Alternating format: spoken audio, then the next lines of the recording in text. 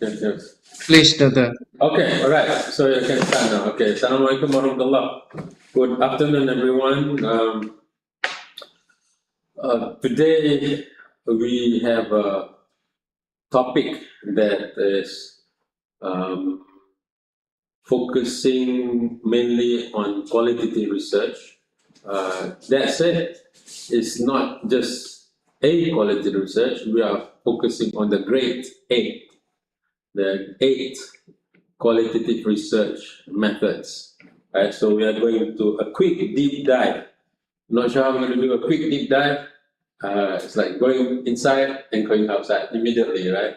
Of the into the ocean of qualitative research, right?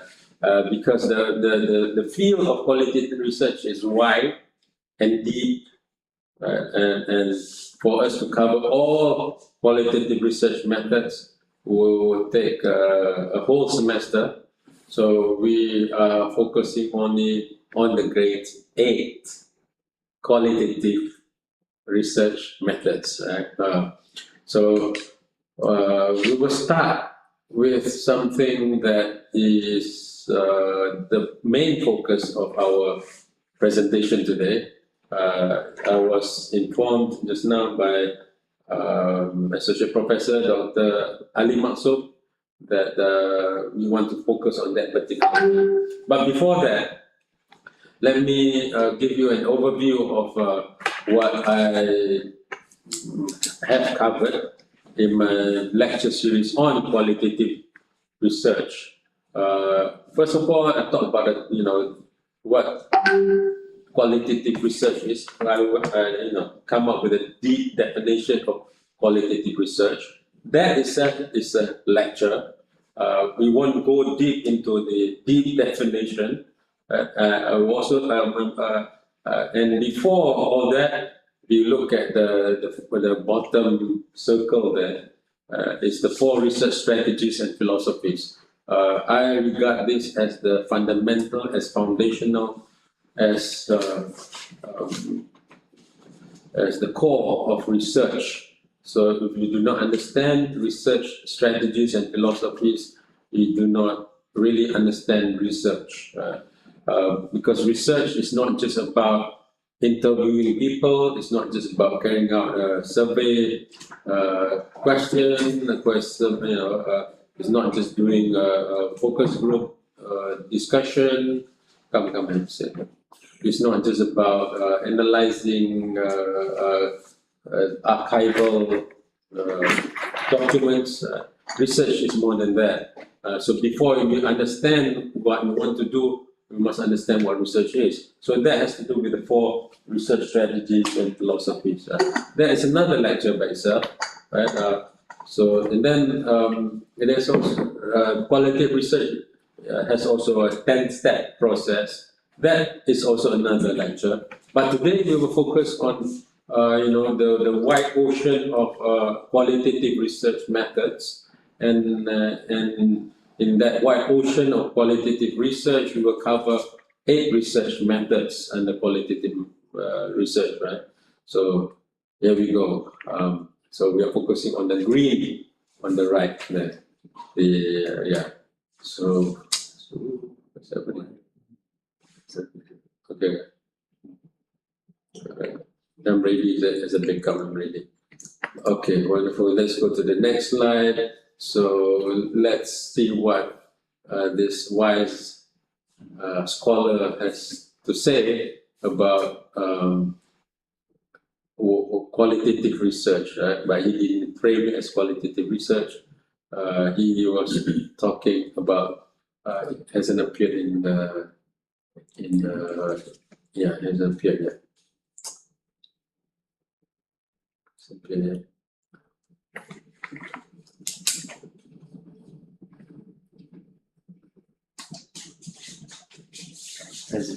No, it's here.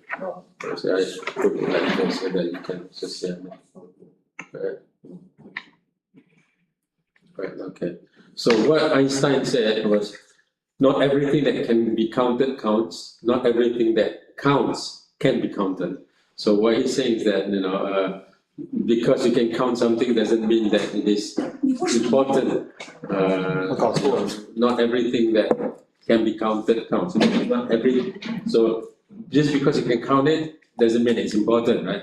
And not everything that counts can be counted. So not everything that's important can be counted, can be quantified. So there are things in this world, there are things that are related to knowledge, there are things related to research that are important but cannot be counted, cannot be quantified, cannot be measured, right? That's Einstein, by the way, the one that come up with the famous equation of E equals to mc squared, which is partially responsible for the nuclear bomb, right? But he's not like Oppenheimer. He's critical towards the whole atomic bomb project, the Manhattan project, right? So let's go to the next slide. I just want to frame our lecture today. Jadi bukan semua yang penting itu bisa dihitung, bukan semua yang bisa dihitung itu penting. Kalau bahasa Indonesia, if my bahasa is correct. Again, it hasn't appeared in our loading. Yeah, it seems like it's taking time to load the slides, but it's loading over here, but it's not loading over there. Oh, not yet. So the next slide, which is now, right, is just to have a simple contrasting research question. Oh, disappear again. Simple contrasting or comparative picture of what quantitative research question looks like and what qualitative research question looks like. Right? It's not here yet. Shall I do the sharing or Keep stopping. I can do the sharing now. Shall I do the sharing? Huh? I do the sharing. I'm not sure, but I do the sharing now. Okay, sorry, everyone. keep stopping. So the system here keeps on. I will do the sharing now. So hold on a minute.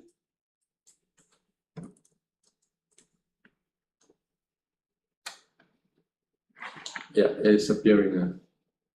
On my screen, it appears. Okay. Semua bisa lihat ya. Okay. Something problem with internet connection, doctor, in your place, I think. Possibly. Now, is it fine? Yeah. Can you see it now? Okay. Go ahead. Okay, thank you. So these are two Slideshow. slideshow. Okay, slideshow. Yeah, thank you. Okay. I should reduce this one. Okay. I cannot see it. Okay, then.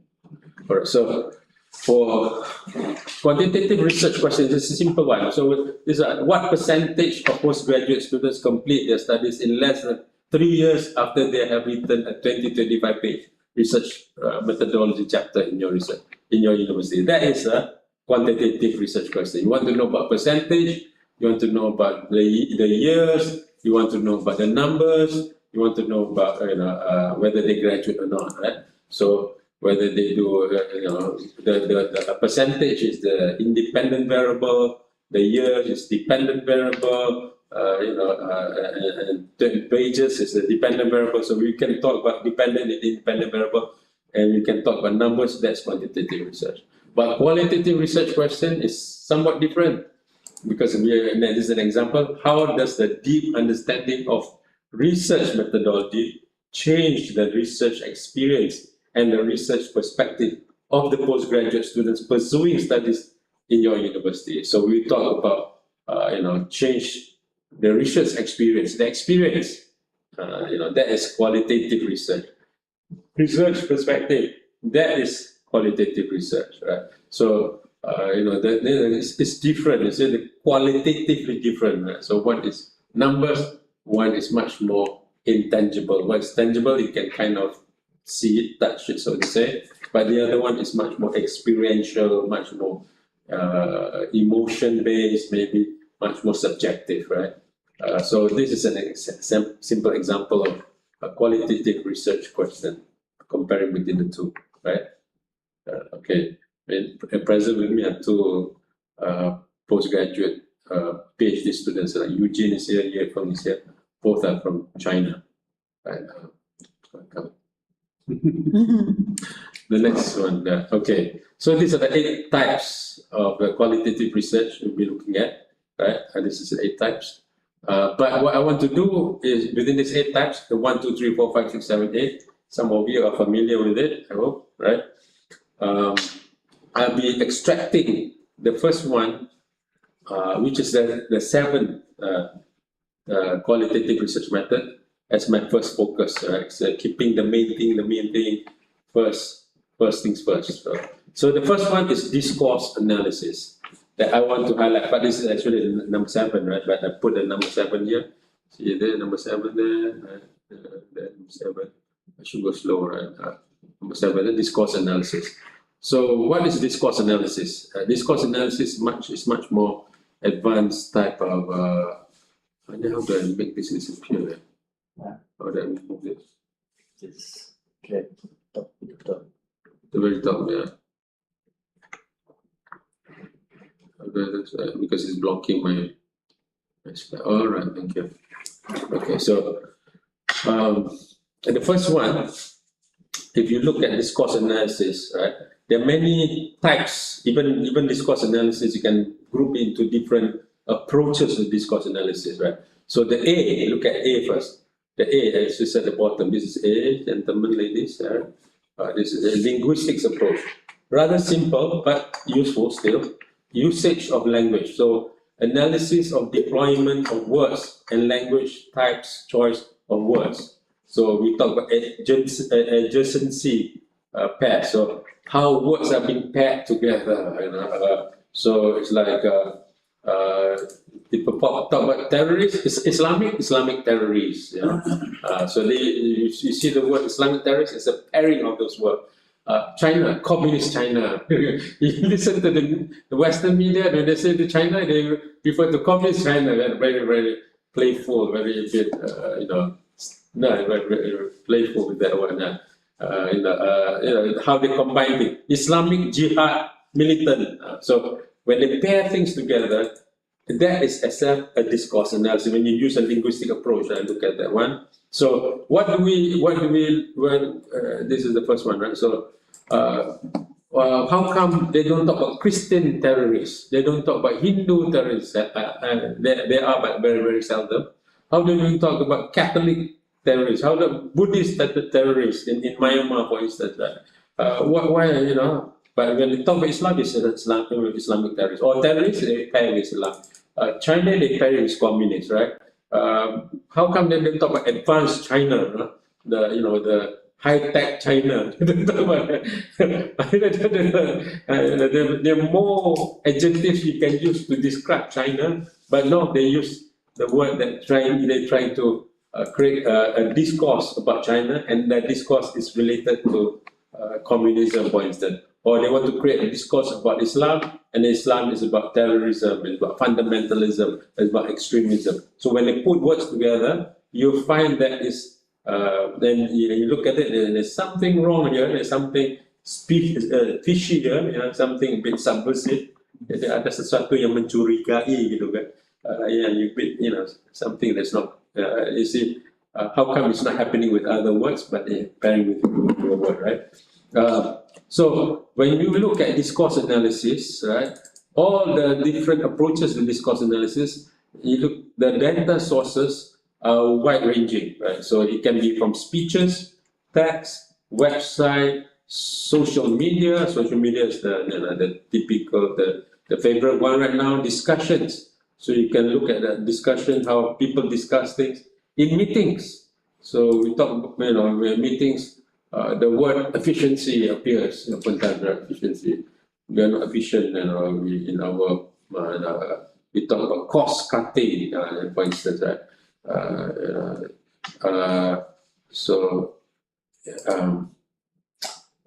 Reports, transcripts, policies, they are all sources of data for discourse analysis, right? So, discourse analysis is particularly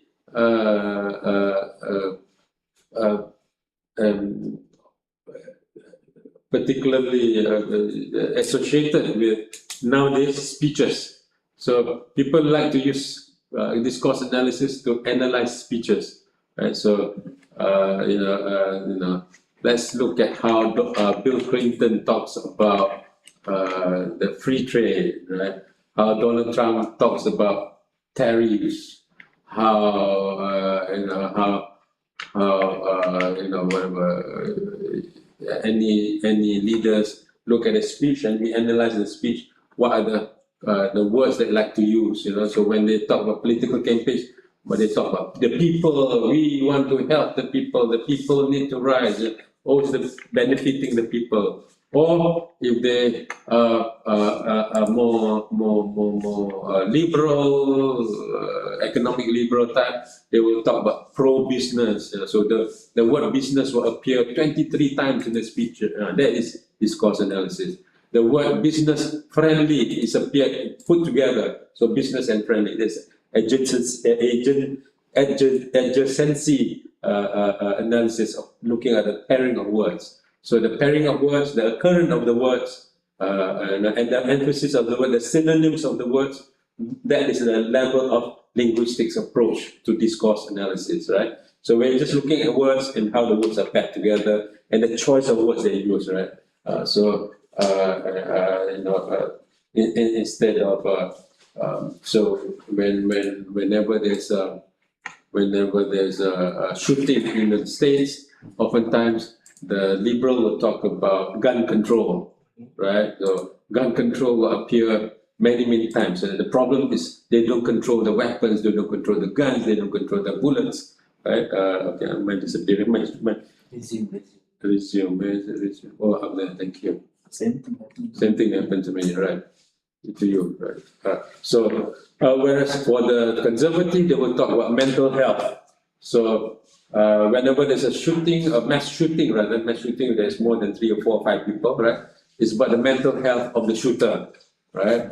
It's interesting. So the conservative would say it's not the gun, it's the person who shoots the gun, right? Whereas the liberal would say, well, it's about how you control the gun. You don't distribute the gun everywhere. Like in Malaysia, it's not easy to get guns, right? And it's really hard to get guns. If you found you have weapons here, you are committing a very serious crime. So in the States, it's easy to get guns. You can go to like Lotus, not Lotus, right? In Malaysia it's Lotus, but in Walmart,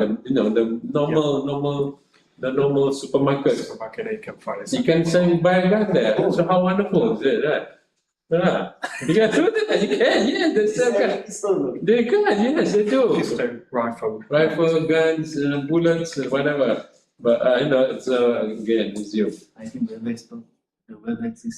It's a bit too heavy for our system now, right? No, it's like they automatically hibernate.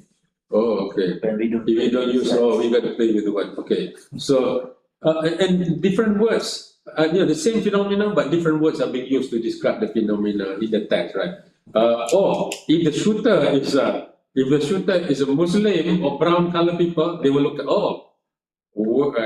is this an extremist group? Is there a terrorist element, right? And with some white folks doing it, it's a mental health problem. It's abandoned by the parents, the parents don't care, there's something wrong, So the word choice is used to describe, to analyze. So this is how the linguistic approach, analyzing it. And this is under discourse analysis. So the next one, that's A, right? That's A, linguistic approach.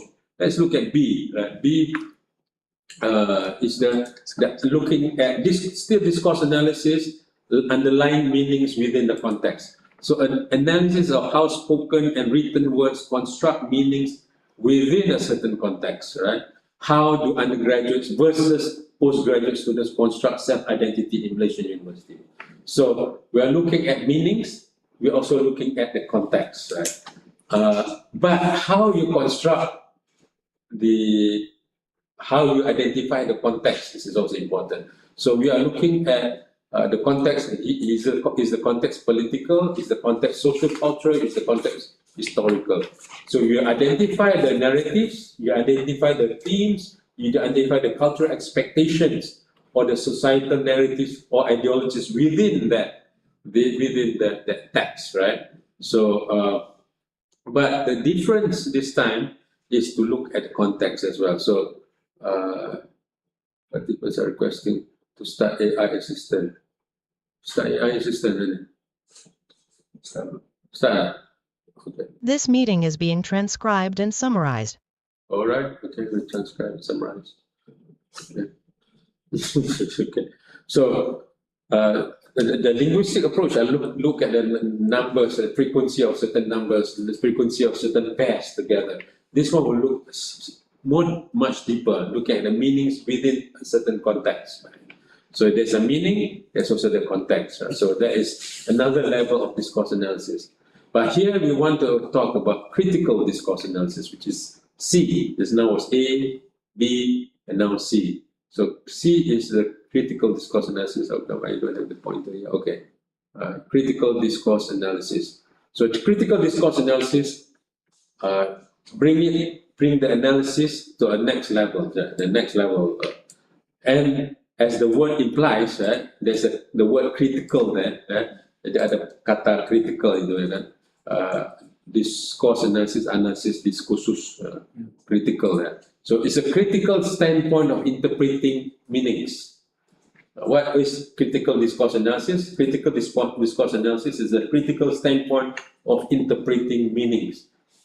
It is still analyzing meaning, analyzing discourse, but it's critical.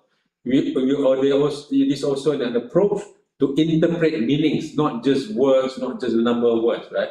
So how is it done? Okay, you look at it. I look at this. Where's my cursor again? I cannot point the cursor, but it's okay. Examine the gaps. C.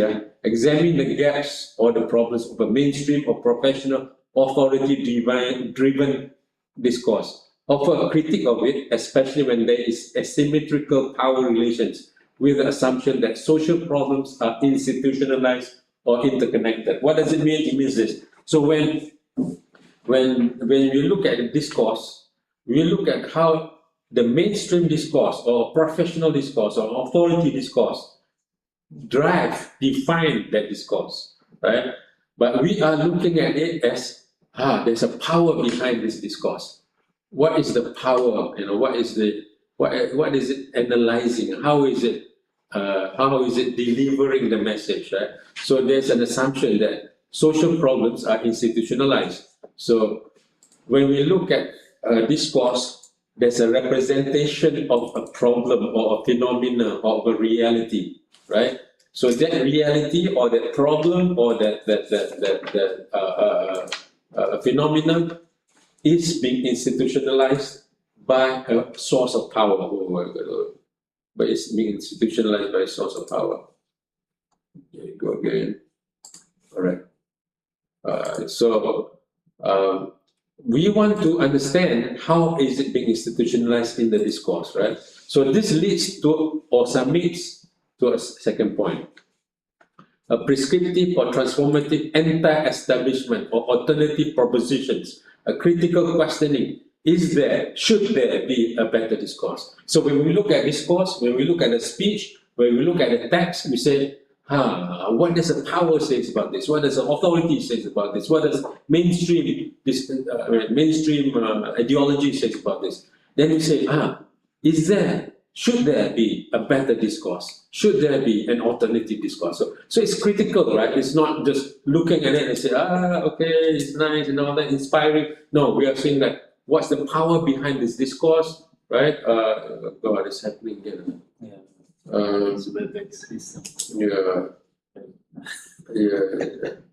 Okay. Oh God. Okay. All right. So, where is it? So that's the second point. The third point is examine meanings. Example, identity, and from unequal power perspective, right? So we look at the identity of person or the persons who write, who craft, who produce this discourse, and they say, what is the identity? Who is this? Who does this he or him or they represent, right? So we look at meanings by the perspective of identity as well. We also look at the power perspective. Is there an unequal power? Is this a friend talking a friend to a friend, or mother or father talking to a son or children, or grandfather, or the head of the village, or a headmaster, or principal, or the dean, or okay, it's happening here, I think. Disappearing here. And it is disappearing here. Try mine again. Resume there. Okay, it's not here. So the whole idea is to examine and expose the institutionalized knowledge patterns and their connection to power.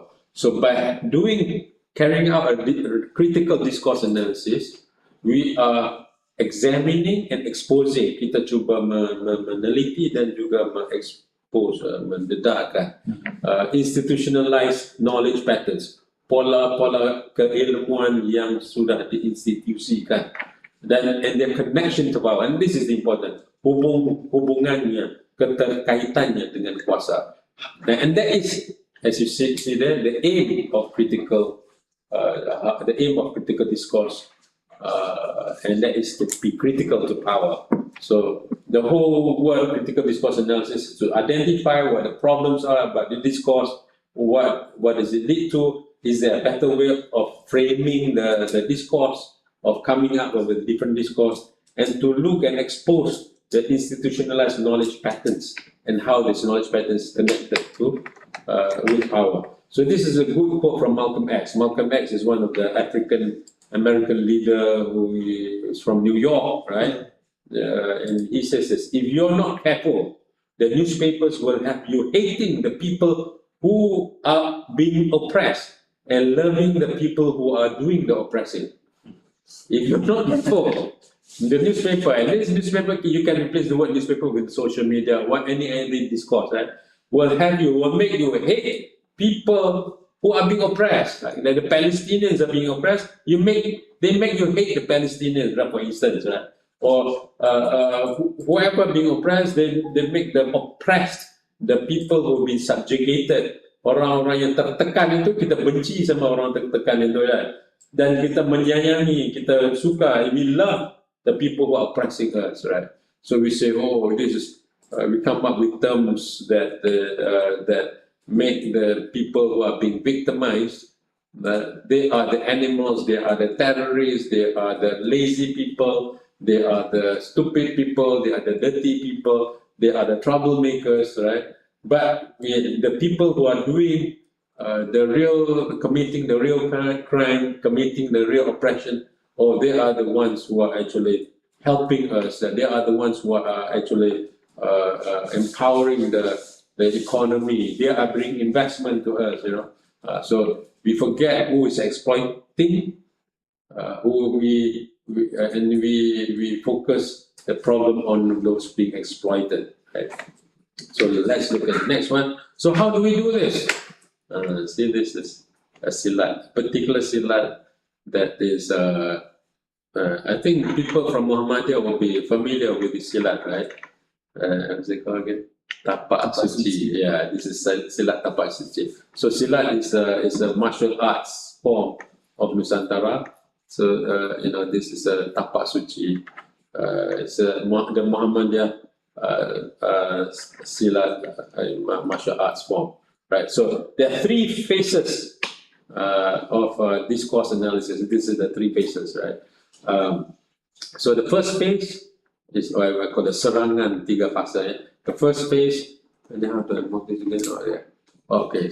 First phase is to study the battle, to study the battlefield with an eye on power.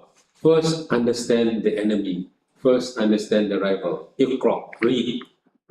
This one, the first verse of Quran says, read.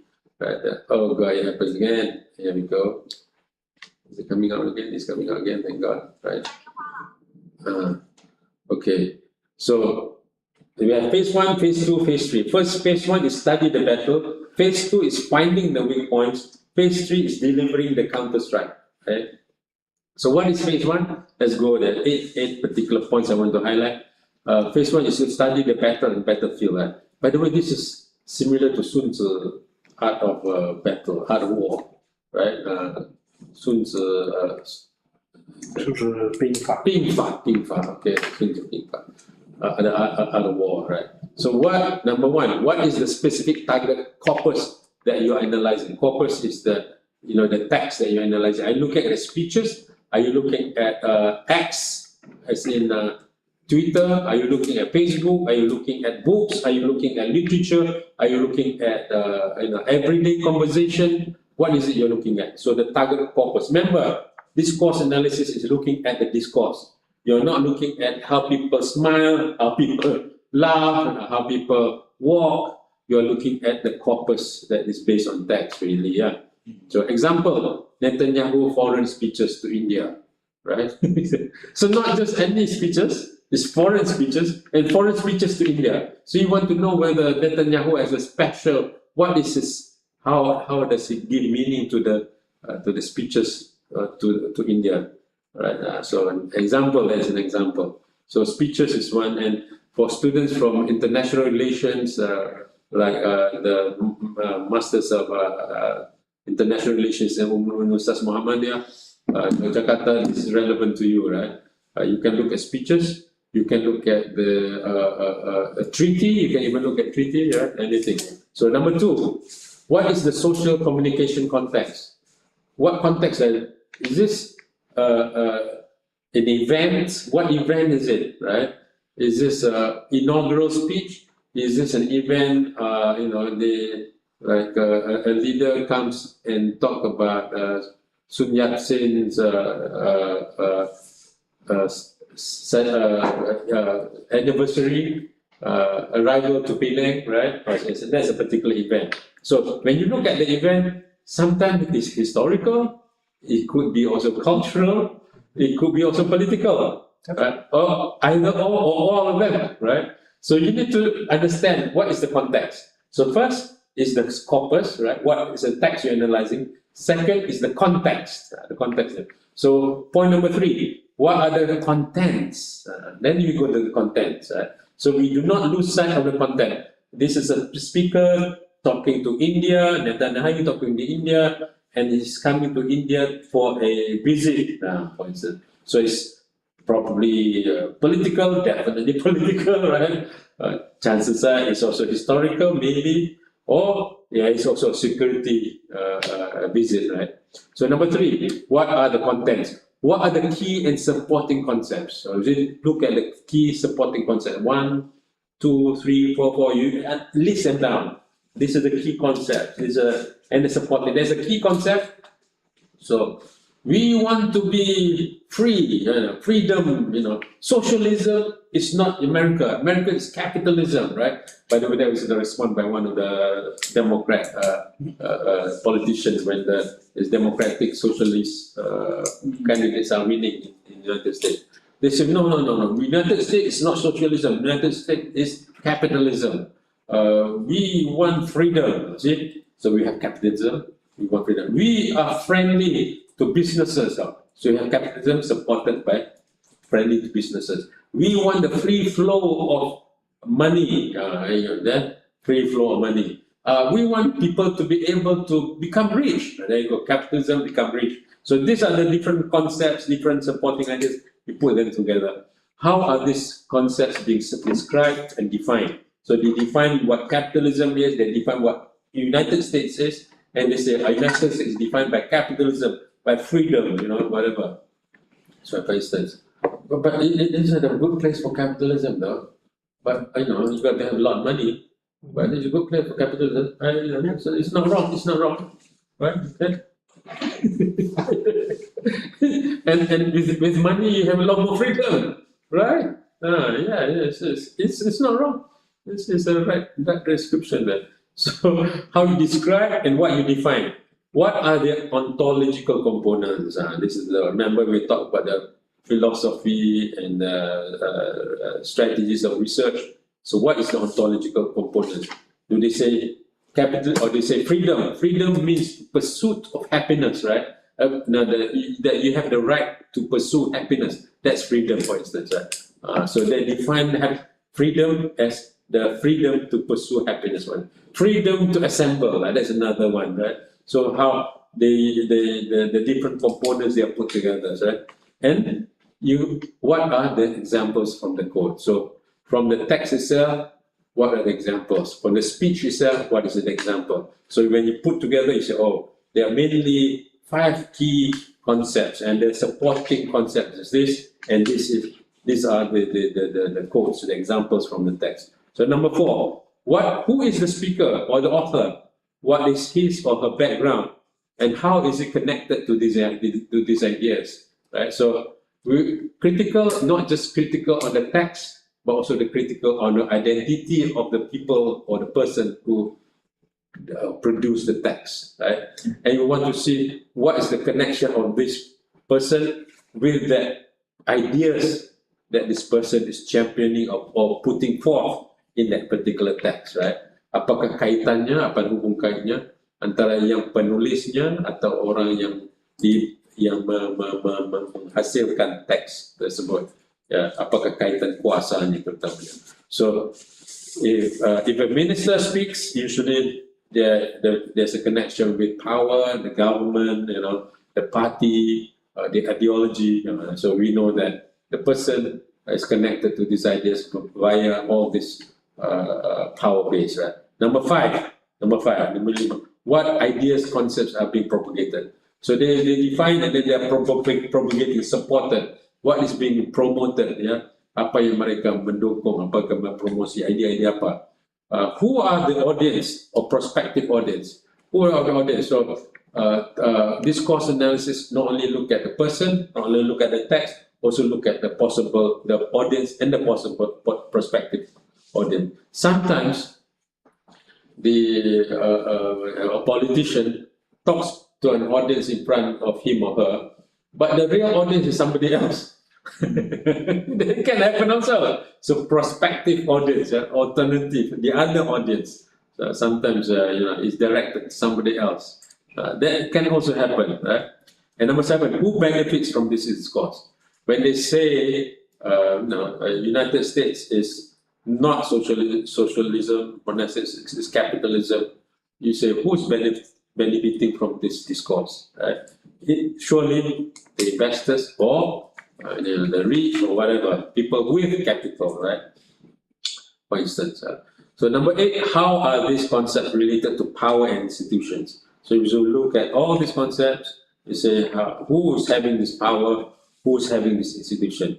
So the mainstream, the established thinking of an institutionalized ideals, authorities, ideology. So we see what's happening in the UK, the Conservative Party is losing up to the Reform Party, is losing up to more right-wing party.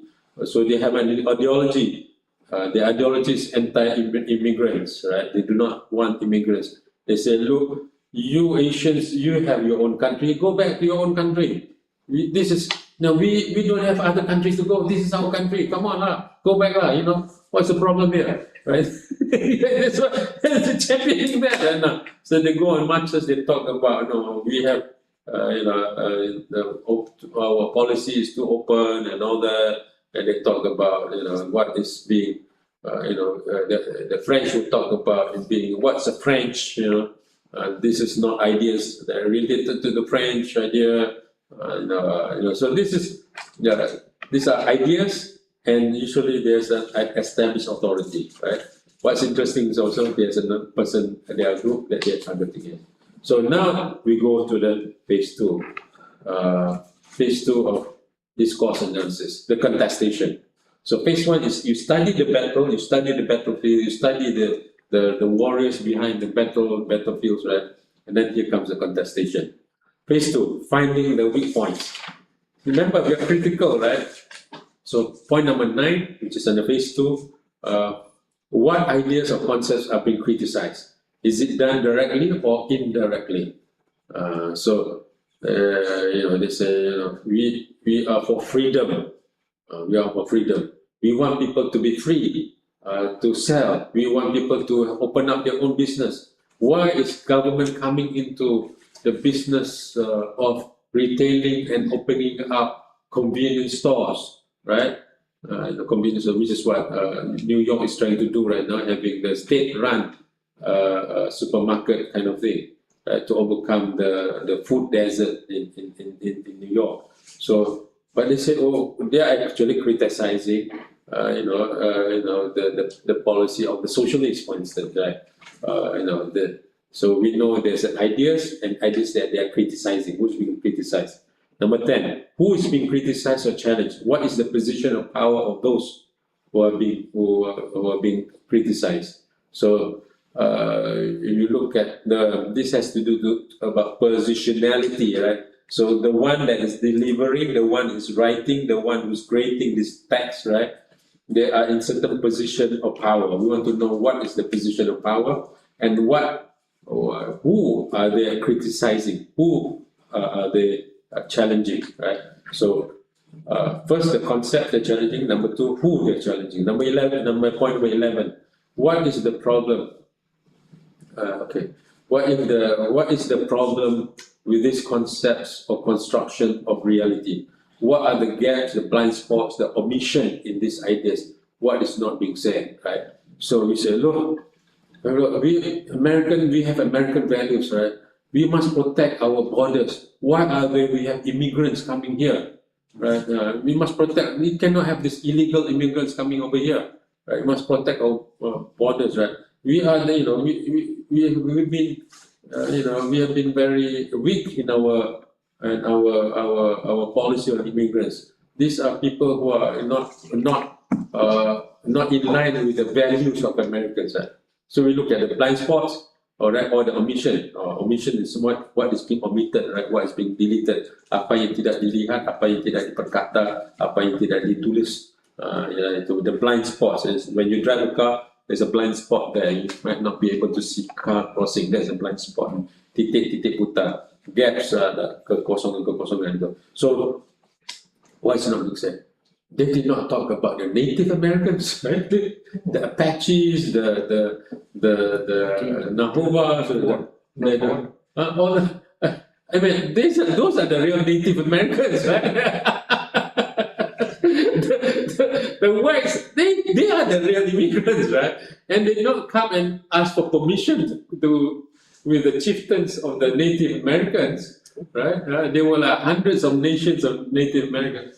They did not ask for permission. They came in and just pacak the bandera. Right? They just put in their flag and say, I have discovered a new land. Right? So no, these are the blind spots. These are omissions. Right? So we find the weak points in the battle strategy. Right? Who they're criticizing, what concepts they're criticizing, who they're criticizing, and what are the things that are omitted in the analysis. What is the blind spots? Right? So phase number 3, so we know who, what, battlefield, the context, the content. We know number 2, phase, we know the weak points now. Now is delivering that counter strike. Right? Now we deliver the counter strike. The counter strike is the attack, right? So should there be an alternative discourse to the ideas?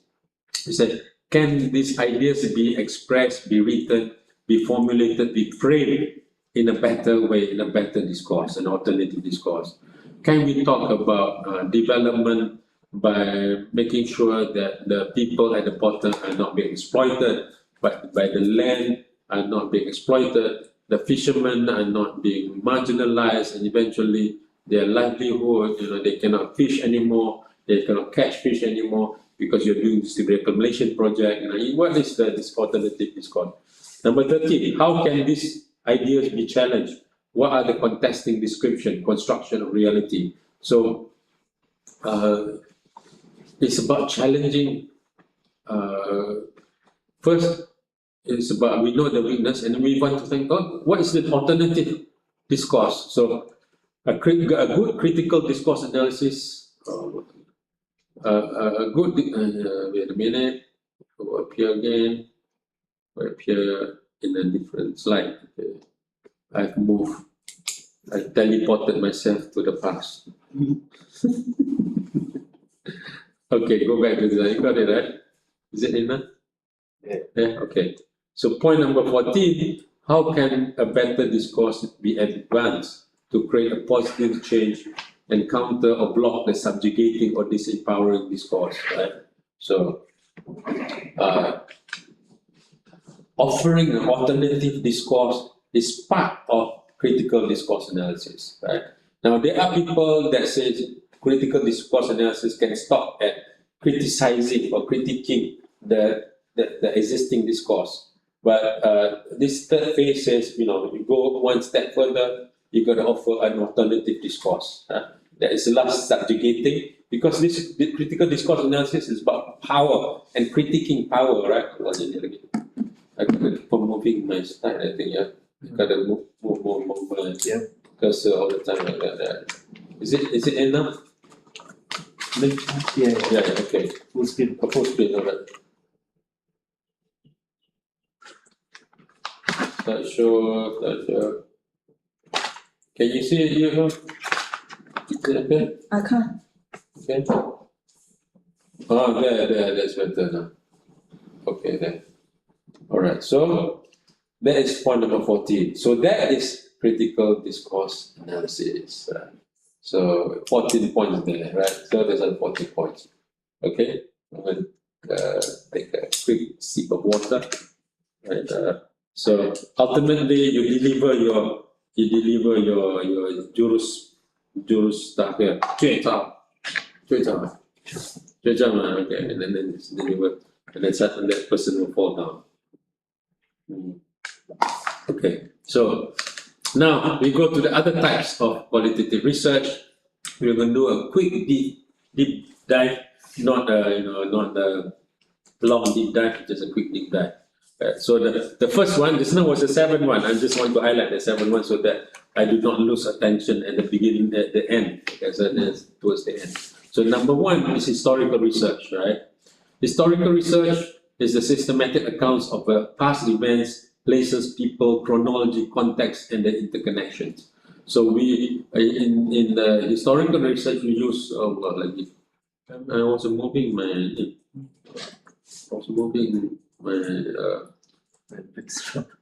yeah. So using data derived from folkloristics, archives, online sites, offline documents, artifacts, interviews, or oral histories, possibly drawing from various academic fields such as archaeology, genealogy. Genealogy is the study of family trees, more or less, right? So there's historical sociology, looking at different periods, analyzing different. This is the period of the in different emperors, different empires, different dynasty, for instance. Anthropology, linguistics, manuscriptology, natural science, and semiotics are studied. Historiography, study of how history is being studied using what type of historical research, right?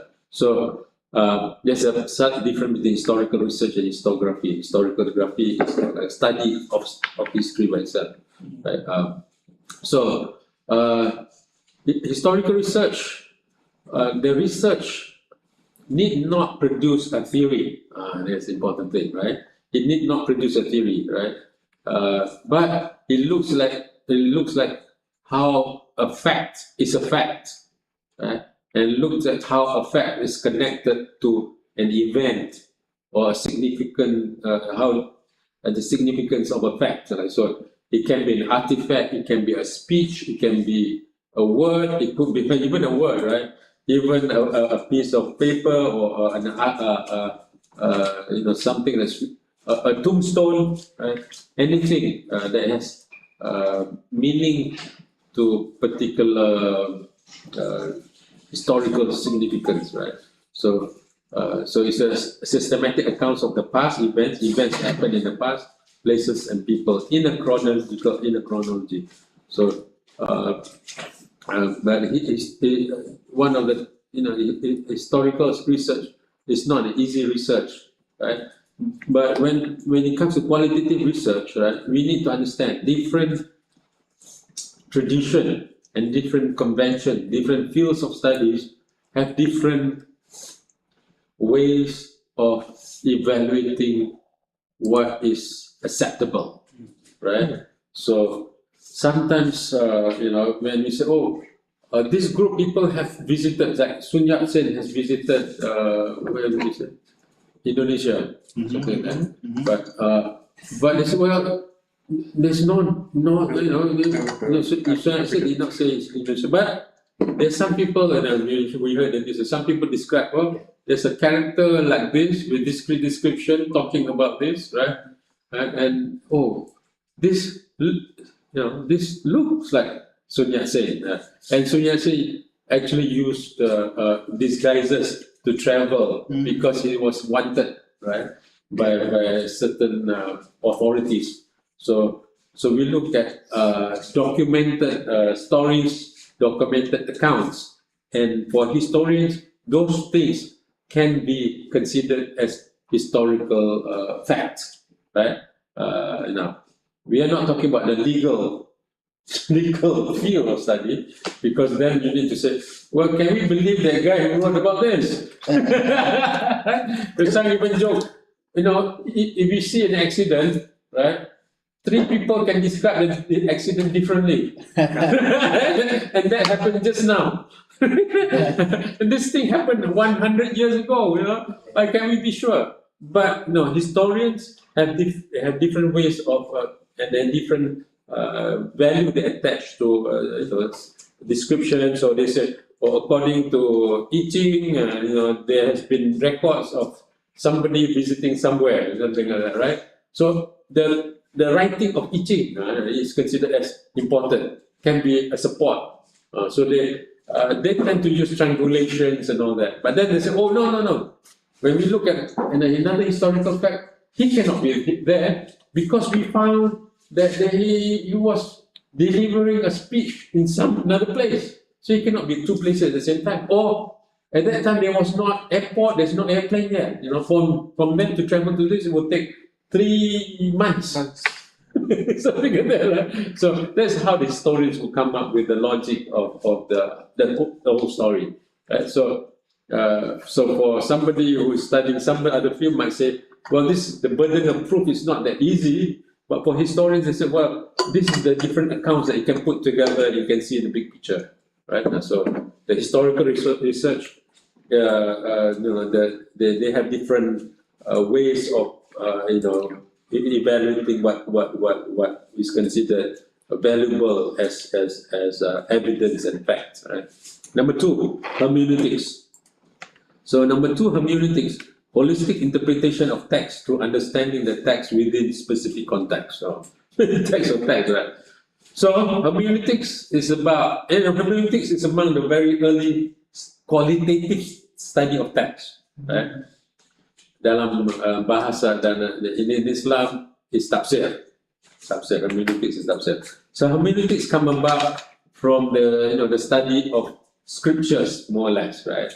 So, holistic interpretation. The purpose is reaching to the real, to the true, or intended meaning of the text, using an iterative process of analyzing the text, the author, the audience, and the context, and then back to the text. So we want to, we read the scripture, we read the old pieces of writing, right? Here we have Levi, I think there's Levi, right? So, Pizza was researching this almost like using this kind of perspective. Yes. Into the context. Yes. That's Levi, right? The poem. Levi, right? That's poem. That's Chinese Levi poem, right? So, an example, right? So, Levi wrote a poem called Quiet Night. Jing Ye Si, right? So, what he wrote and the meaning of the writing is different, right? So, if you do not understand the meaning of the writing, you see a nice description of the night, right? But he was actually, some people say, critiquing the court, critiquing the royalty, because he was kept as a captive, a poet to entertain the king, the emperor, right? Yeah. Am I right? That's the analysis, right? Right. So he was talking about how he missed his hometown或家这样啊。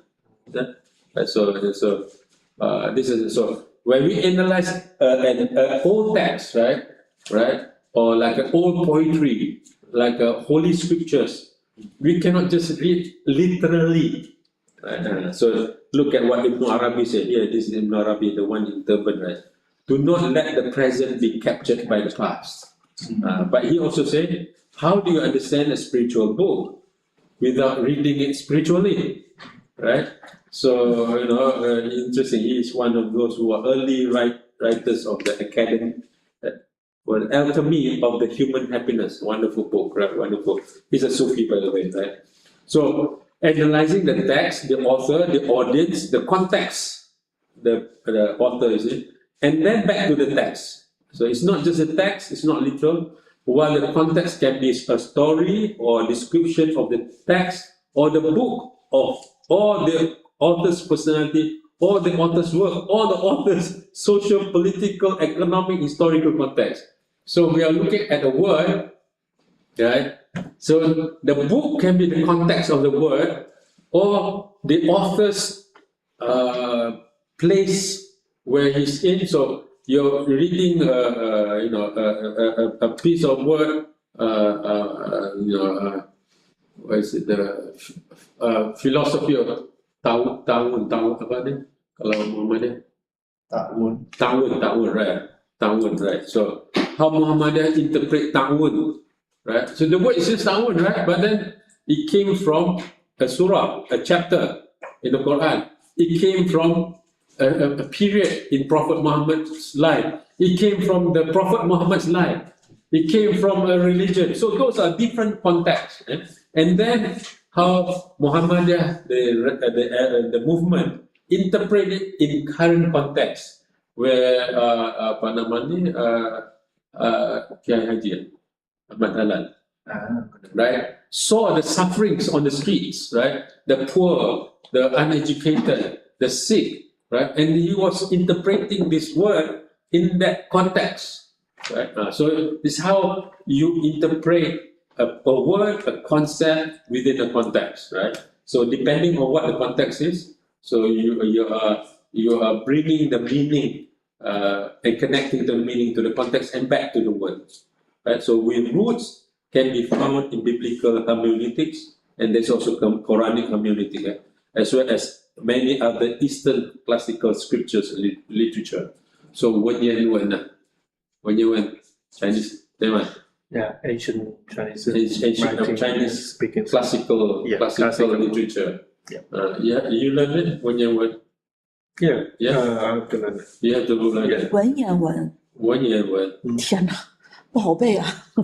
总让我们背。要背啊 Yeah, most of them memorize. You have to memorize. Last time in China, you want to become a quan, you have to study the. You have to study the writing system, especially when you you have to get familiar with this kind of a linguistic system. Yes. And not even Guan. If you're just going to be to be honest, to be the man with the knowledge, to do some kind of study, scholar, or this kind of thing, you have to learn this kind of system. Yeah. Gotta memorize it. Yeah. It's really Study. different from our speaking. Very different. Very different. Different meaning completely, right?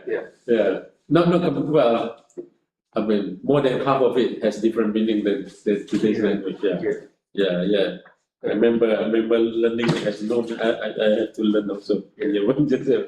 Just because when I was young, my grandpa just give me some kind of this kind of book and tell me read in Wenyan. Just because the Asian Chinese the medicine guidebook are always written in that. That's right. So the classics, right? The sastras, the classics. So. And a lot of hidden words, hidden meanings, and secrets, and stories, and so that's hermeneutics, right? So let's look at the next one. You controlling? Or I'm controlling. I'm controlling. Okay, the next one. Go faster now. So the third one is narrative research. Narrative research. Interestingly, narrative research is oftentimes used management people, also narratives. Stories, narratives of human experiences or events connected through time frame or chronology, and formulated mainly using individual storytelling, right? So, a narrative research is a narrative, and it is based. It is about a storyline, a story. So the argument is this qualitative research method says you understand a person or an event narrated by somebody in a story, right? In the story. So, does it come up again? Okay. So, without understanding the story, without understanding the narrative of the human experience, we do not understand what happened. So, there's a time frame and there's chronology. So the narrative research is the stories of human experiences or events connected through a time frame or chronology. This is what happened, and then what happened, and then what happened, and then what. I met this person, and this person has an impact on me, and then I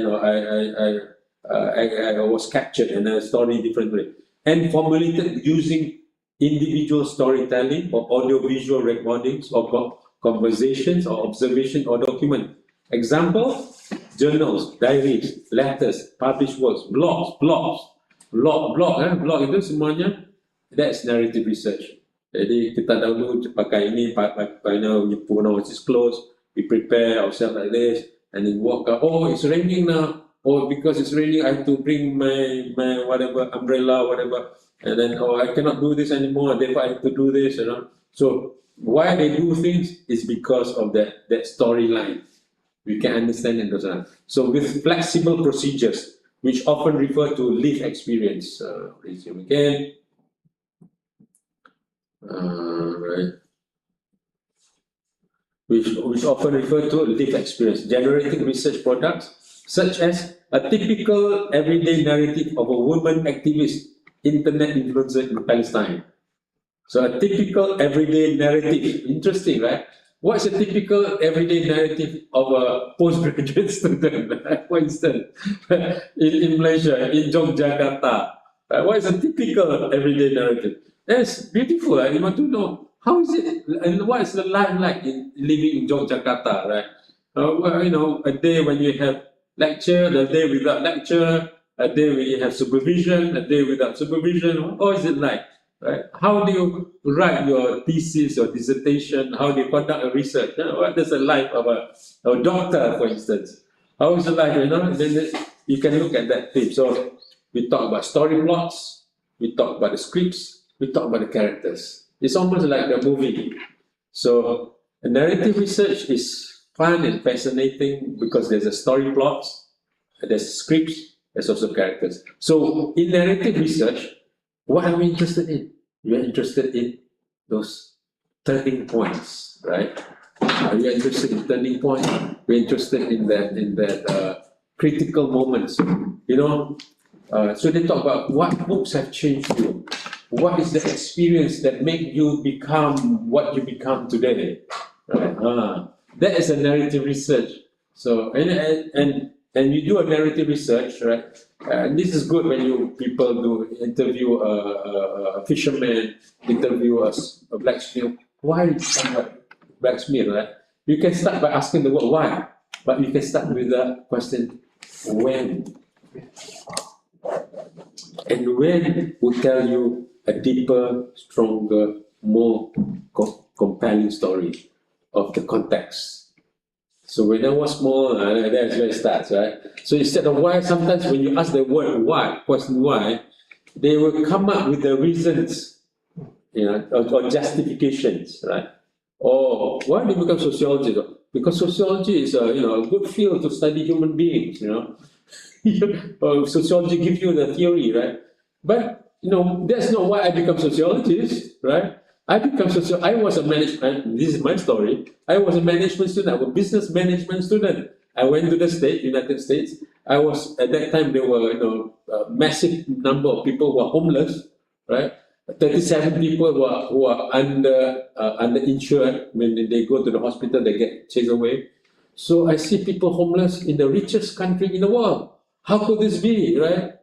So that was there was the turning point was when I went to the States, and then I witnessed all those things, right? And then I said, and I start to study more on sociology, for instance, right? But I had studied sociology before. I liked sociology, but I was a business management student. So that was a turning point. And then in that story, you'll find how I fall in love with social science, also with sociology. Right? So it's in the story. So narrative research, even though it sounds simple, right? It may be simple, all right, but in and of itself, it is very telling, very revealing, right? Sangat akan membongkar ceritanya, membongkar mengapa, kenapa, kapan gitu kan, because we are looking at the storyline, ada ceritanya, right? So that is narrative research. Fun thing to do. Okay. Okay, grounded theory. Grounded theory is one of the popular. I think I can increase the air conditioner. It's a bit warm now. Thank you, appreciate that. Really, is it warm? Yeah. No, Malaysians like cold. Yeah, Yeah. me too. You too? Oh yeah, you come later. Yeah. Grounded theory. Grounded theory, a lot of people started to talk, qualitative research, grounded theory or phenomenology, right? I'm not belittling it. I'm for, by the way. But grounded theory is not an easy theory to carry out, by the way. So what is grounded theory? Grounded theory is theory formation, right? Is to form the theory of constant comparison method. It's also, before grounded theory is called grounded theory, it's called constant comparison method. Hilang lagi ni. Okay, we hear that. But it seems that mine is much more stable ni. A bit more. Right? Jadi, sering ni suka dipakai orang ni for qualitative research. So it's also for theory expansion through constant comparison. The whole basic idea of grounded theory is simple. It's very not easy. So grounded theory is about iterative process of comparing between data and concept to concept.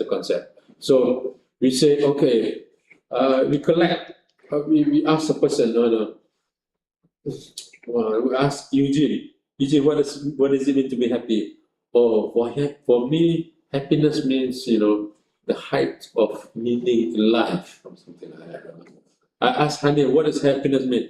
Hanif said, Hanif said, when you go out and you hang out with your friends, that's happiness. I asked you, what is happiness? So I have two data, right? Data and data. So one data says the height of meaning. One says is experience-based, right? Height experience. This one is for interpretation-based. I'm interpreting. So I have concept of the data now. One is experience, one is the meaning based, one is experience based. As Yefeng said, happiness is when I play with my children and they laugh and I laugh, and then I'm happy. Experience also, same like Hanif, right? So two data, one concept, right? So data, concept, data, one concept. So I have one data, one concept, two data, same concept. I keep on comparing with them, compare many data, and then I construct, there are three concepts, four concept data. So that's why it's called grounded theory. Before at the beginning, it's called a constant comparison method. You compare data, and then you construct concept. So data to data, data to concept, concept to concept. So that is the foundation of it, right? But grounded theory has expanded to two schools of thoughts, basically. But I won't go into the two schools of thoughts. It'd be very complex because one is very methodical, the other one is much more original in a sense, but the other is more methodological, systematic, right? So what is the aim? The aim is to move from describing to theorizing, right? So eventually we can see that, happiness, when people have meanings they attach to the idea of happiness, that's where they find the happiness. Or the other one, there's an experience, and I find the experience. So there are typologies of people, right? So grounded theory, when carried out that way, it becomes adaptive.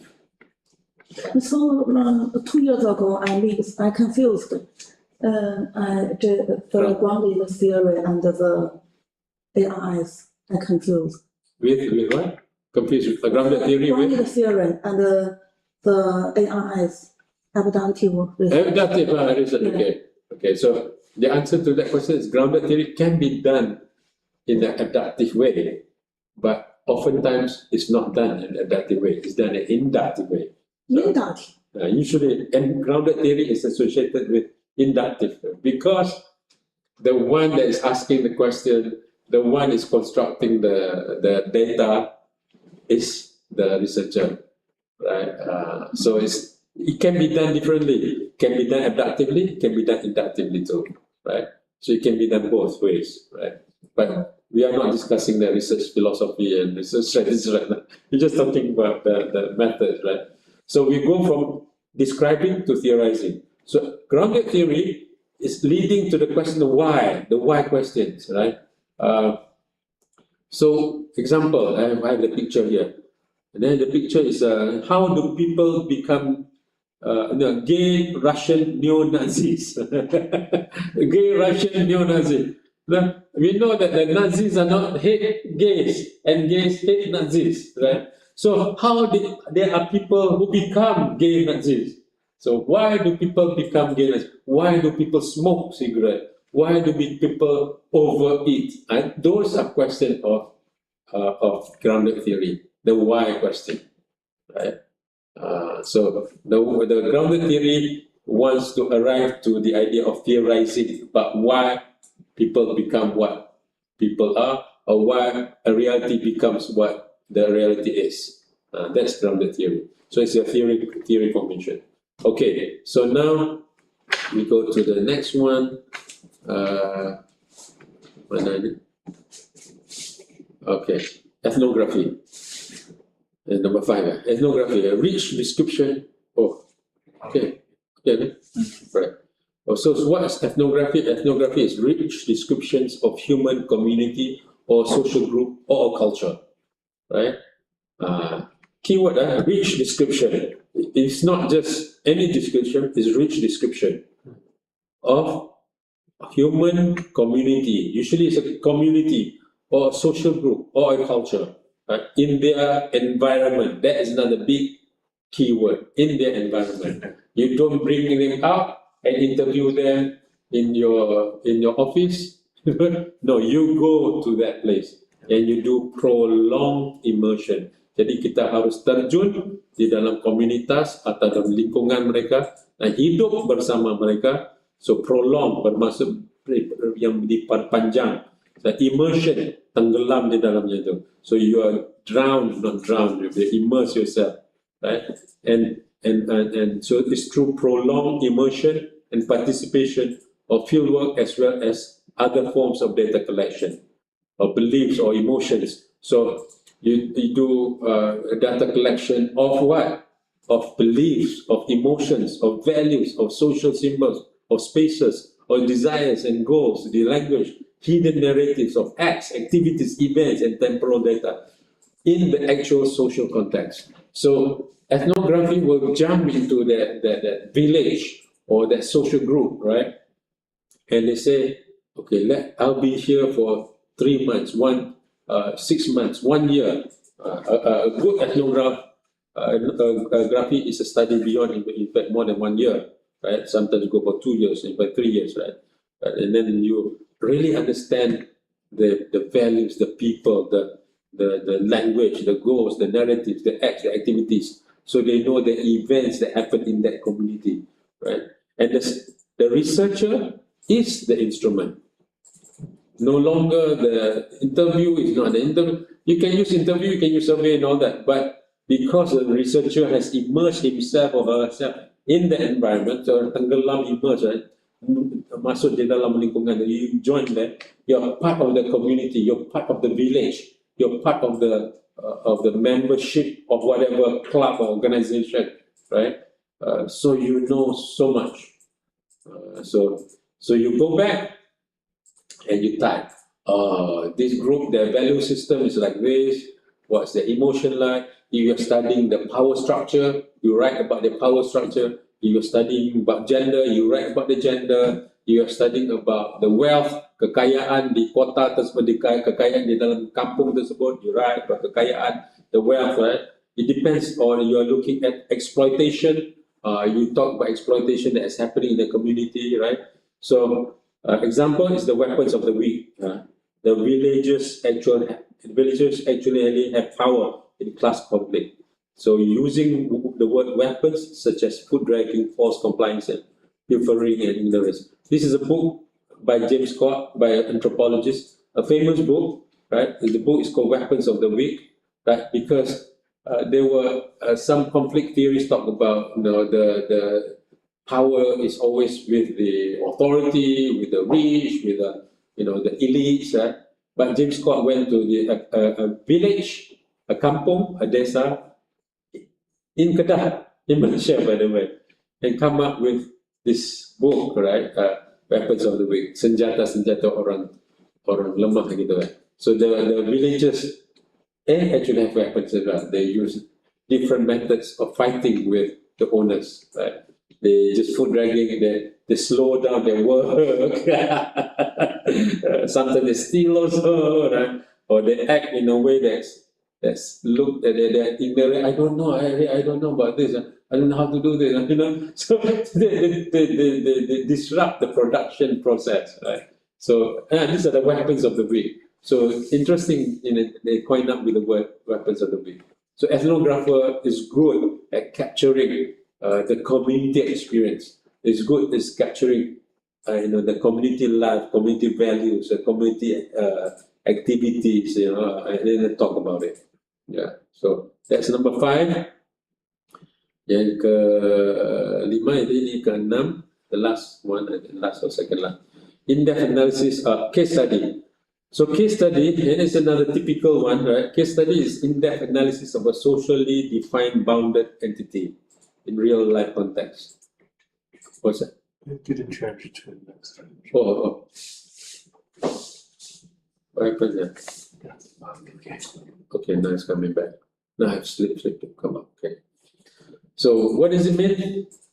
Case study is a type that is much more loose as a research method. Yeah, ini agak longgar dan cair. So when we talk about case study, it's in-depth analysis. It's still in-depth. It's not a simple survey type. It's socially defined bounded entities. Jadi there's an entity, ada entitasnya, ada konteksnya, but a real life context, in a real life context. So including organizational, temporal periods or spatial space. So they can study an organization, right? A case study of Universitas Muhammadiyah Yogyakarta. Right? That's a case study. By the way, one of my students actually did that case study. In fact, did a comparative case study between UMY, Universitas Muhammadiyah Yogyakarta, and UMS. So a comparative case study. So you can look at organization, make a case study. Or a temporal period. A case study between Jokowi's leadership and Prabowo's leadership. Yeah. The first 100 years versus first 100 years. 100 hari pertama Jokowi dan 100 hari pertama Prabowo. A period or space, right? You can study space, ruang, a particular space, and make that a case study, right? Which can be fascinating. Sometimes there are case studies that look at, a bar, right? Or a bar.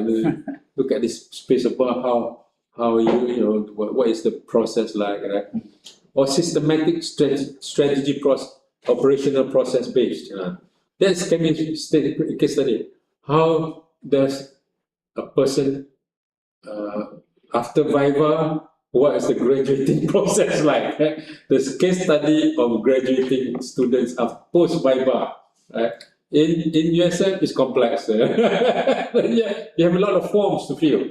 Right? It's best that you're here for 2 weeks. Right? So you can do a case study of that. You cannot have PhD out of that, right? But you can still have a good case study.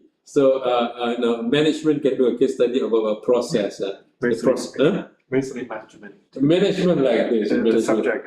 Subject management. How did they sell a closing strategy? It's a case study. Yeah. So Yeah. a case study of a high selling marketeer versus a low selling marketeer, right? Yeah. Orang yang dapat jualan yang tinggi, jualan rendah. A case study. Look at the process. Or cultural individual cases. You can study culture as a case study, right? The culture of the Minang versus the Batak or whatever. The Hokkien versus the Cantonese, right? Sometimes they told me, don't really understand, but I live in KL, I live in the north, I know this, it's not the same. I mean, there are, this, of course, there's similarities, but it's not the same. Okay, often with a high degree of flexibility of using one or more data collection. So in a case study, you can use document analysis, you can use interviews, you can use surveys, you have flexibility of doing different collection data techniques or instrument, right? It's an instrument. So it can be single or multiple comparative cases.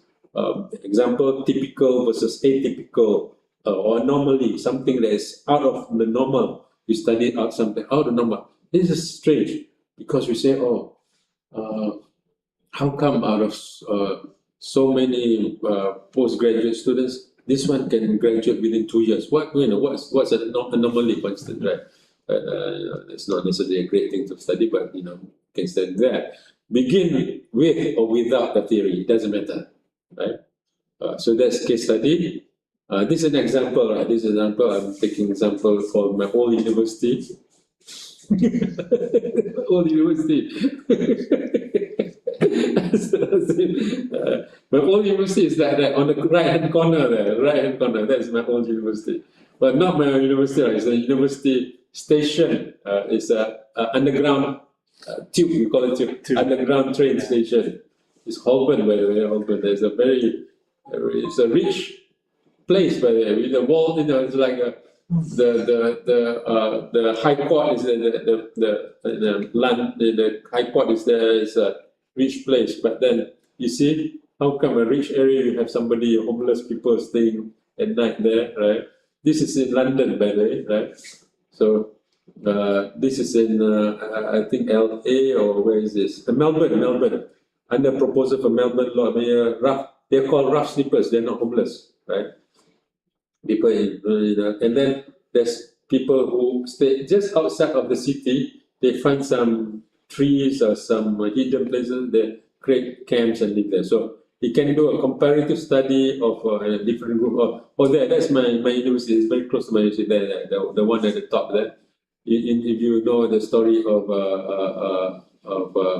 the old curiosity shop, it's in Dickens' storybook. So that's not too far from my home. So my supervisor at the time said, how can you say London is a first world country? You go out of the university where my university, LSE, right? Out there, the people begging, spare some change, please, asking for money, How can you say that, right? So even in the richest, where people put in all the investment, you find the poorest people there, homeless people there, right?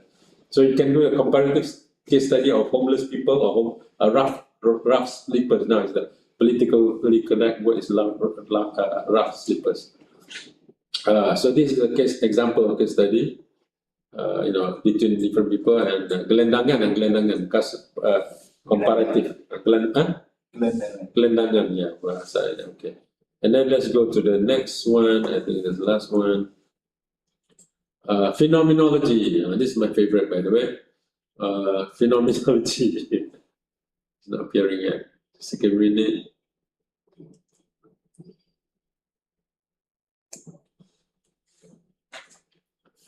Oh, no. It's loading. Loading. There's a sign that I should wrap it up. So, phenomenology. What is phenomenology? The final one in the grade 8. Phenomenology seeks to look for pure, deep essences of lived experiences of a phenomena. Memahami esensi yang dalam itu dan yang murni, yang pure, ya, of lived experience. So you experience a phenomenon, you want to know the essence, not just any story, not just any aspect, but you want to know the essence of it. Right? So by capturing the pure meanings of social actors, the pure meaning, the makna-makna yang tersirat, yang terpendam, yang dalam, ya, the pure and the, you know, and you got to go deep.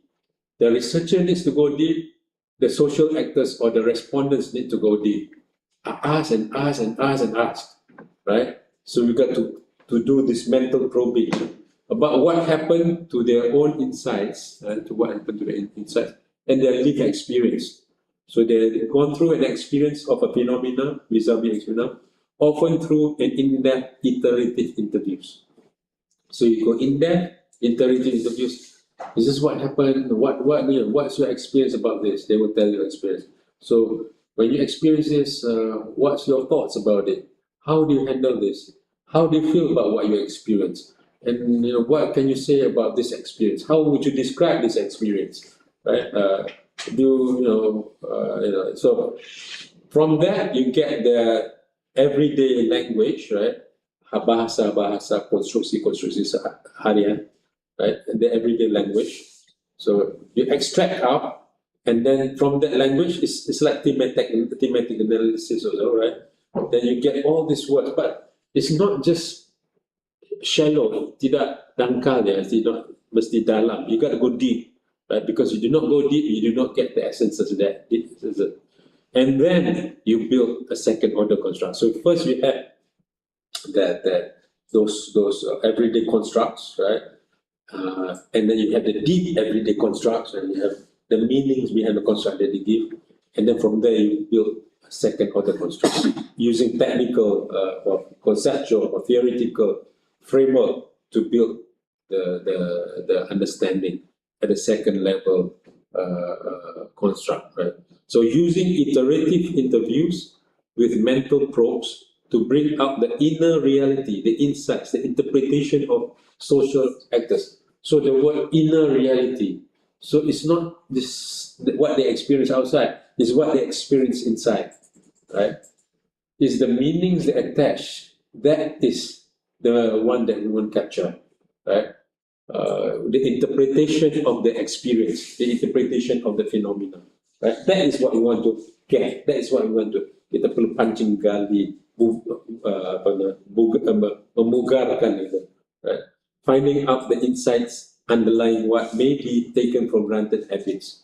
If they do certain things, it might be taken for granted because they're habits, because they don't think anymore, or or experience assumptions are verified by social actors. So you go to the social actors and you say, okay, this is what you say, and they say yes. Okay, and then this is an example of our research over here. Are you happy working in Penang? How do they experience happiness? We want to know how they experience happiness. But our research discovered something else, a deeper meaning, which questioned whether happiness as a construct is the highest state of positive emotion. So we were asking the wrong question. Interesting. But phenomenology can do that, right? Because phenomenology goes deep, right? If you say happiness, what's the meaning of happiness? A, B, C, D. Strongly agree, disagree. So it is very positivistic, right? And then you only get, the shallow meaning, the sangat dangkal. But here we go deep, and we discovered that, the answer to the research, not here yet. 5, 4, 3, 2, 1, 0. Minus 1, minus 2. Belum muncul lagi. So phenomenon versus mostly like asking the question with the perspective, the scope, which is going to be more fundamentally. More fundamental, yes. So they were not just easily going to be like to generate some kind of theory, or just because we always thinking about from the phenomenon to theory, we usually were just going to be like to construct one to construct a theory is more likely to do the things to above. Yeah, yeah. Phenomenon is more likely to be go deeper. Go deeper, yes. Yes. It's very human, yeah, very. So what we discover is the highest state of positive emotion was not happiness for the migrant workers. We discovered that discovery of twin towers of emotional fulfillment, spiritual gratitude and familiar giving. Discovery is not about happiness. So what gave them the fulfillment, the ultimate fulfillment, the towers of emotional fulfillment was that the spiritual gratitude. That coming here, they are shukr. The word is shukr. The word is gratitude. I'm grateful that I can find work, I can find meaningful work, and the connection with the family. That I can, because of my being here, I can contribute to my family. My children can go to school, or my mother, now I can support my mother, or I can, my brother can go to university. So the whole life or the whole struggle becomes meaningful. So the connection to the God, because they find that being there is a blessing of God, right? And that they can give to the family. Last time they cannot give, they can even give more than what the other brothers and sisters can give. That is the meaning, the highest emotional fulfillment. So the hardship doesn't become hardship anymore. Now that is phenomenology, because you go to the essences of consciousness, right? You're going to really deep in the human experience. What is the consciousness? What is the essence of this experience? So it's not just about datang jalan-jalan. It's not coming here to travel and see the world. Maybe that was the first one. Maybe they begin with that, but eventually they discover something deeper. That deeper essence is what we want to capture, right? Where is it? So this is, I should wrap it up. So those are the eight ones. So this is the picture of happiness. It's drawn by a person who wrote Nazim Hikmat. He said, a great Turkish poet. Oh, it's not here yet. It's not here yet. It's this. I give you a picture of happiness. Drawn by drawn by a Turkish poet. One asked his friend, Dino, a Turkish poet, a Turkish artist of well-known, to draw a picture of happiness. So he drew this picture, right? A whole family crammed in a broken bed, kasurnya sudah rosak, right? You have batu bata, there are bricks there, right? And the leaking roof, airnya, titis-titisan dari ini, shabby roof, but still with a smile on each member's face, right? They're still happy being together. So, yes, happiness is not the absence of sufferings, but acceptance of sufferings. See good around you even in trying situations. Stop worrying about things which are beyond your control. Stay happy, stay safe, and have a blessed day. So, this is the picture of happiness. This is a poet asking an artist to draw happiness. So, it's the experience they feel inside. It's not the skin level happiness, so this is interesting. So thank you everyone. This is the closing. So this is the quote from Edmund Husserl. To begin with, we put the proposition: pure phenomenology is the science of pure happiness. So yeah, that's the quote. Any questions? Any comments from anyone here? So joy or pain, or maybe a false dichotomy. Maybe we're asking a wrong opposite, right? There's pain, but there's joy, but more importantly, there's meaning, right? So in the picture of a group of people helping a person with disability to climb a mountain. So, yeah. Okay, any questions? Any comments? I'll skip this one now.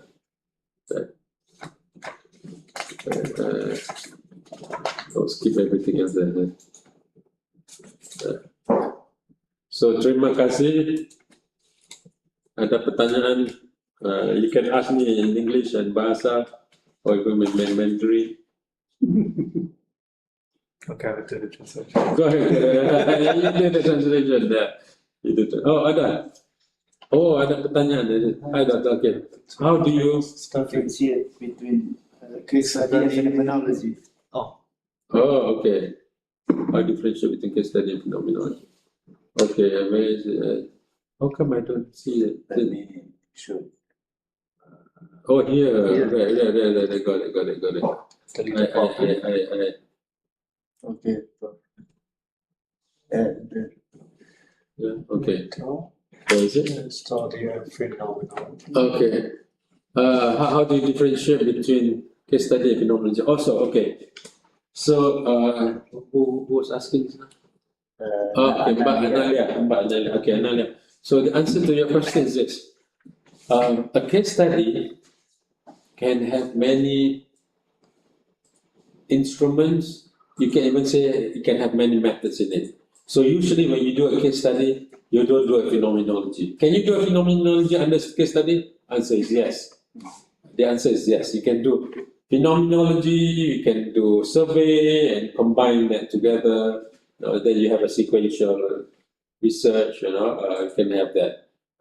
But usually people don't do, because phenomenology itself is a lot of work, right? Because you're going deep. So it's not just like an interview question, you immediately get an answer, that's it. You go deep and deep into the consciousness of the person. Jadi kita bertanya tentang nelayan, a fisherman for instance, you want to go the meaning of being a fisherman, the meaning when you go to the sea, apabila kita di laut itu, there's all these waves coming to you, all these currents, all this, and you're almost, you might die, you might not know that you will live the next day. That you're capturing that kind of phenomenon. That kind of lived experience. So you're going deep. So usually a case study would not have that kind of component. So now, can you say a case study of fishing community in Penang and then use phenomenology? Yes, you can. Right? But for that matter, you do not have to use the word case study anymore. You just use the word phenomenology. But if you're studying a case study of fishing community in Penang or fishing community, Jogja does it fishing community, right? Of the Angkringan community. Angkringan are like stalls that sells food, but Jogja style. Jogja style is that the food stall, you surround the person. The seats around the table like that. That's Angkringan. The case study of Angkringan in Yogyakarta.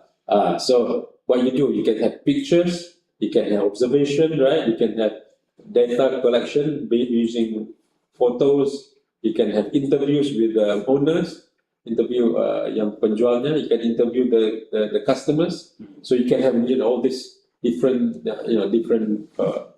social actors and different instrument. You can do a survey and put it together under a case study, right? So, and oftentimes case study have more than one instrument usually, right? Usually you have document analysis and interviews, or survey and interview, or FGD and something like that, right? So case study, when you can do a case study of an organization, a case study of so you can do that, right? So it can be participant observation, and then you can do interview. That's a difference. Is that okay, Analia? Right? But Analia, okay.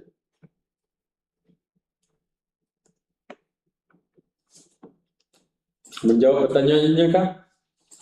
Have you answered the question? Oh, thank you. Welcome. Any other questions? Comments, maybe? I suspect there might be some confusion because there might be overlapping between these research methods. And there are more other research methods, right? Which we did not cover under the grade 8. I just used the word grade because it rhymes with 8. Is there any question? I'll give you another 1-2 minutes to ask the question. If there's none, then I think we have, Masih ada pertanyaan yang lain? This time, my presentation is in English because it's an international program, so I use English more so than bahasa. Any more questions? Any? Yeah. No more? Okay, we'll wrap it up. So thank you very much, everyone. Terima kasih, matur nuwun. We will meet in another time.